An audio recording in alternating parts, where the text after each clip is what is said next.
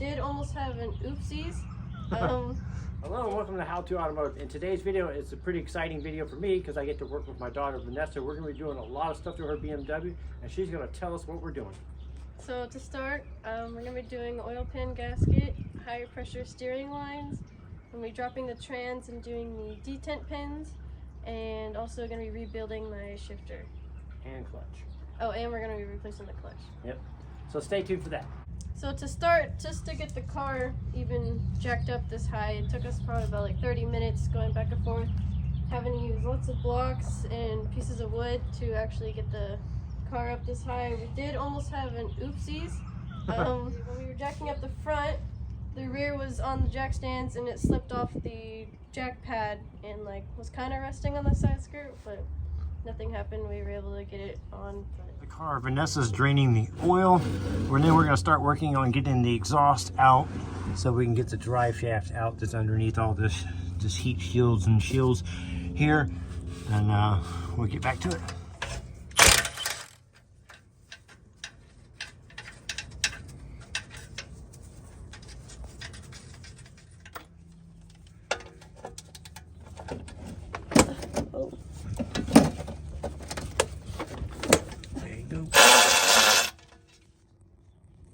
All for the gram.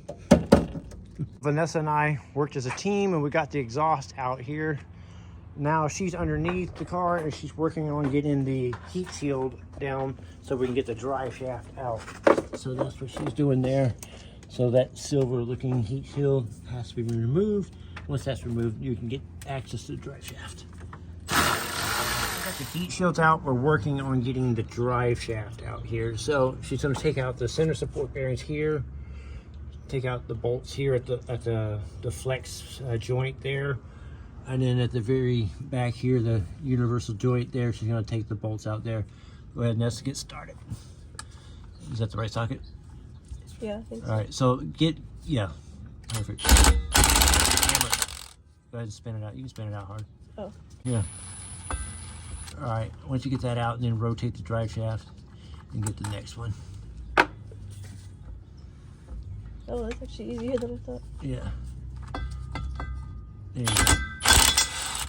There you go, perfect. So Vanessa and I took the shifter out. You don't have to take it out, you just have to disconnect the linkage, but we took it out completely because she was not happy with the one that she had in it. So we took that out, and now what I'm working on is getting the slave cylinder here unbolted here, the hydraulic portion of it, unbolt it, and then we'll start working on getting the bolts for the bell housing off to get the transmission out of the car. Lower the transmission jack. Alright. Dude, guess what? Alright, slow down, slow down, slow down. Just go back. Alright, go ahead, lower it down.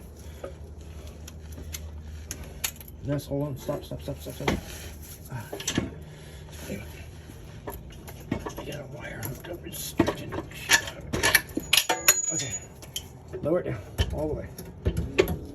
Dude, there it is. Alright, let me see if I can get this off. Okay, now roll the jack out.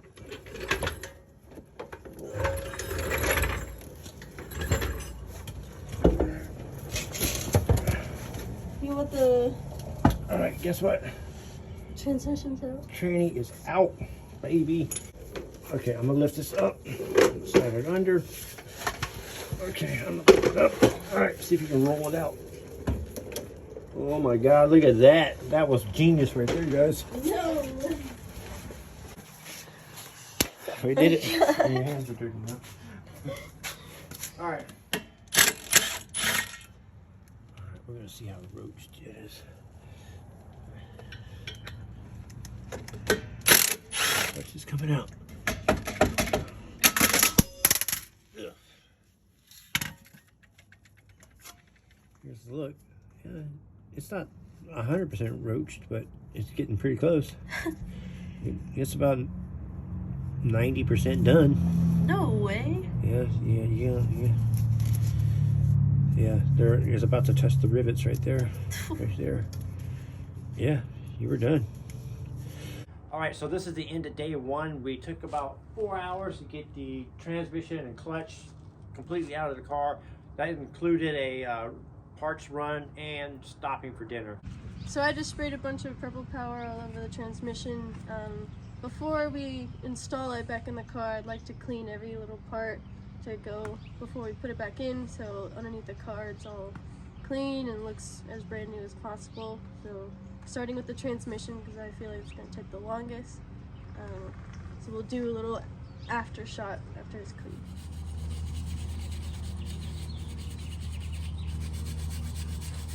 Cleaning that off over here, I took out the air box here, and the reason why is I'm going to get to the dipstick tube here. It's mounted on the motor mount bracket right there. So I'm going to take that bolt out and then get the dipstick out of the oil pan, and then I'll start working on getting the oil pan out from underneath.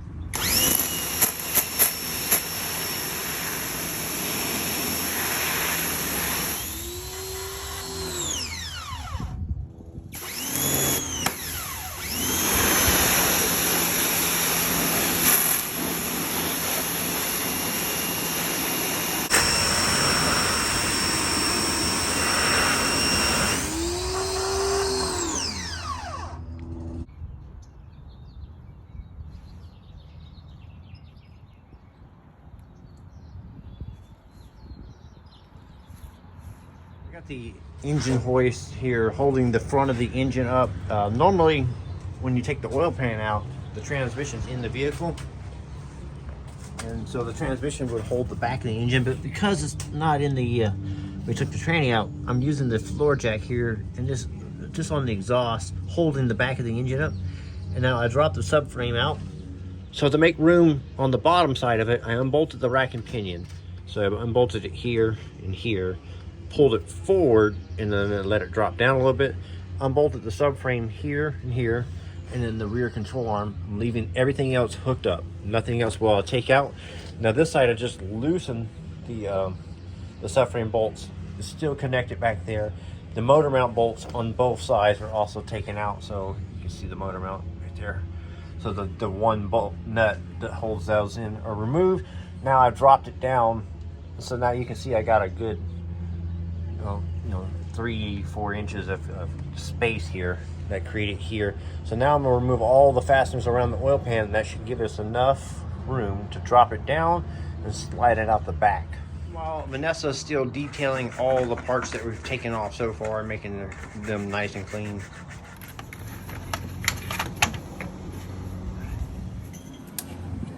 Ready? Yep. All right. There we go.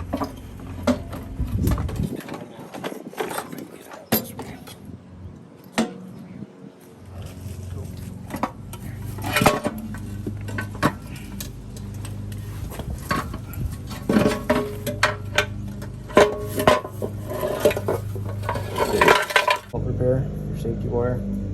Looking good, holding up good. So, yeah, awesome job.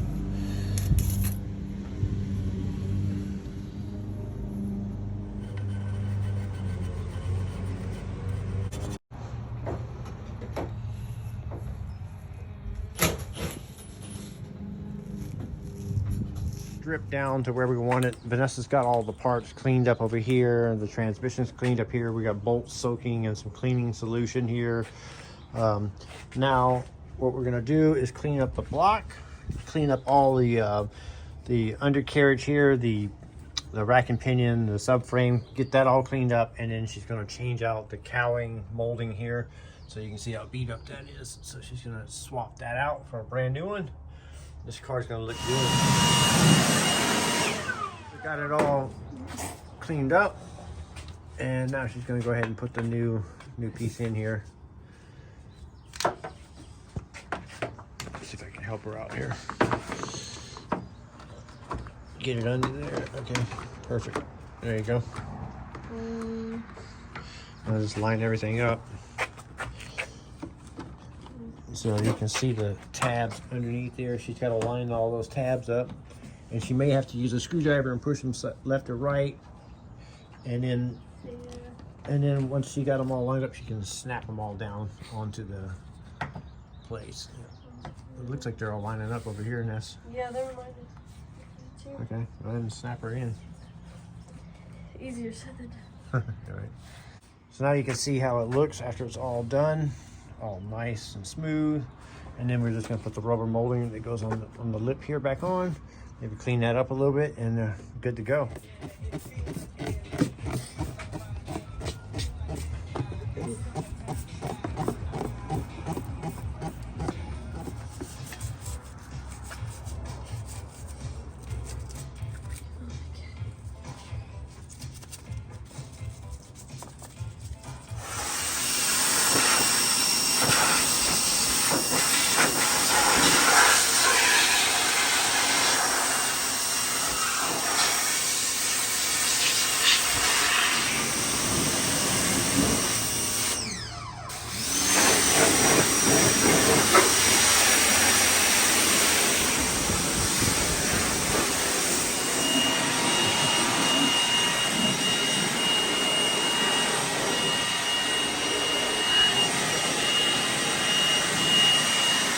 Cleaned everything up. You can see down there on the subframes, all cleaned up. The rack and pinion, all that oil is built up on it. On the block here, all cleaned up.